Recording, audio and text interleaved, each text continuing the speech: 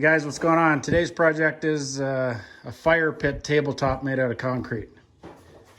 And it's going to fit around this propane fire pit I have made by Napoleon. And outside dimensions are going to be about 46.5 inches. Essentially, I'm going to form a concrete donut to fit the fire pit in the middle of it, and then part two will be to build a substructure to support the fire pit and the concrete tabletop. So materials I have this 4 foot by 4 foot sheet of melamine.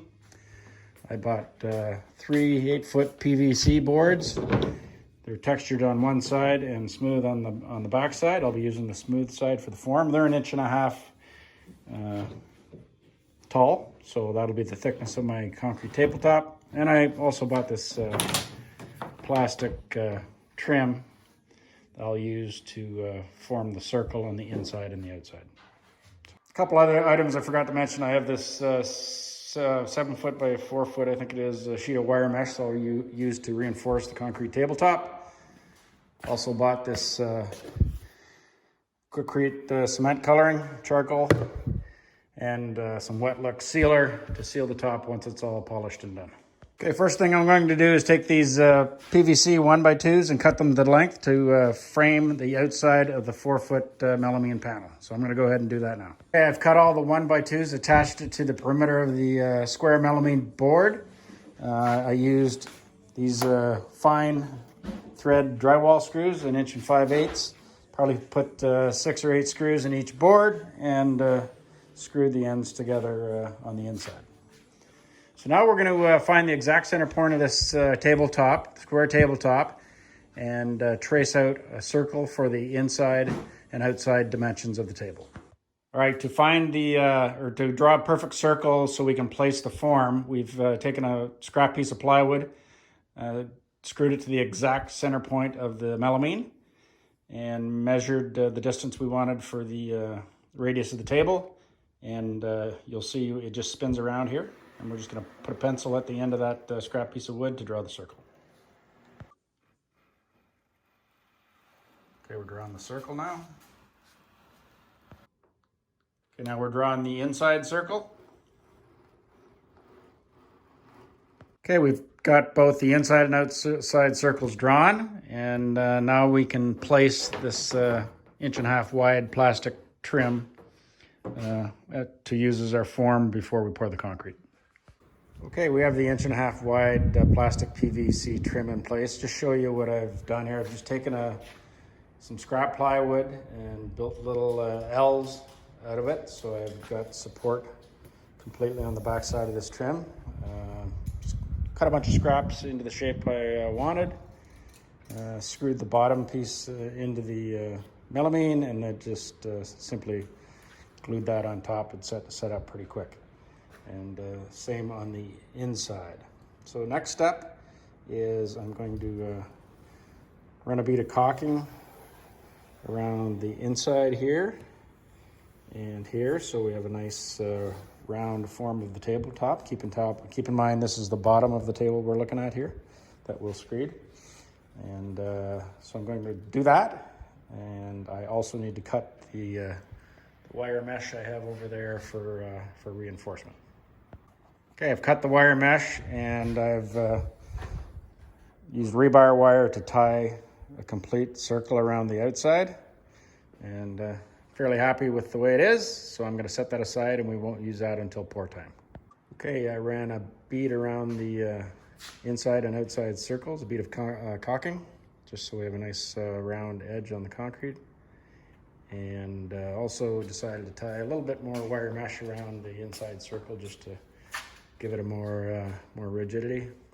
So we're ready to mix some concrete. All right, we're about to mix the concrete up. We're just figuring out what the ratio is for water to concrete, and we're gonna add the charcoal coloring to change the tint of the concrete. So we're gonna mix that up. Okay, we've got about 2.5 bags mixed up. They're 30 kilogram bags, they're about 66 pounds each. So consistency is pretty good. We're gonna start adding it to the form. Starting to add it to the form, we're going to spread it out, and at about the halfway mark, we'll put our wire mesh in. We're at the halfway mark here now, so now we're going to add the wire mesh. Okay, we've got the wire mesh in place, so now we're going to add the remainder of the concrete.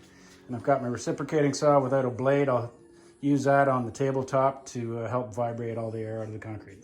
All right, we're in a happy spot with the tabletop here, so we're going to let it set up for a while, maybe come back and hit it with the trowel.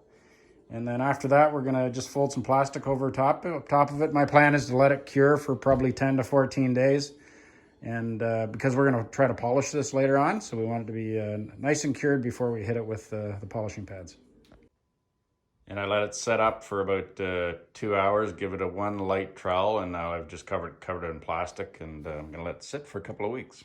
Countertop has been curing for 4 days now, so I'm just pulling the forms off. Then I'm going to recover it in plastic and let it sit another 3 days. Just did a test fit on the fire pit to make sure it fits in the hole, and it actually couldn't have been any closer. I probably should have made the hole maybe a 1/4 inch bigger, but it's going to fit. Okay, it's completely out of the form. I'm just going to lay some plastic over top of it and let it sit for another 3 days, and then it should be close to ready for polishing. Okay, well, my tabletop is curing, and before I polish, I'm going to get to work on the understructure I have planned for the fire pit tabletop. The dimensions of the concrete table, the outside dimensions of the circle are 46 inches, and the inside of the donut hole for the fire pit is 20 1/4 inches. So to maximize the support underneath the concrete tabletop, I've chosen to use 4 6x6 table legs, and they were cut to 14.5 inches in length. So the top of the tabletop will end up at 16 inches, which is pretty much a standard coffee table height, which is typically 16 to 18 inches. So then I've cut, you see over here, some cross members to go between the table legs at 21 1/8 of an inch. I'll just verify that that's what that was. Yes, 21 1/8. So I've cut some 2x6 and 2x4. This is all pressure treated lumber. So I'm going to get to work on making some pocket holes before assembly. Okay, I drilled all the pocket holes in the pressure treated lumber and used that, some heavy duty outdoor pocket hole screws, and some outdoor glue to assemble the table. As you can see here, so it's just drying now. So next up, I'm just going to need to determine what the height needs to be of a support that's going to support the fire pit that's going to slip through the middle of the tabletop. Before we get some stain and sealer on this, we've mocked up the height of the fire pit. Just stuck a couple of 2x4s underneath the top of the table to act as the countertop. They're exact same thickness. So we can place these supports that will hold this propane fire pit at the correct height and make the top of it flush with the tabletop. Okay, we've got some stain on this table base now. The supports with the fire pit are in. You can see that the fire pit should end up pretty much flush with the top of the concrete table, so that should work out well. So we're just going to get a little bit of sealer on top of this stain, and then next step will be to polish that concrete tabletop.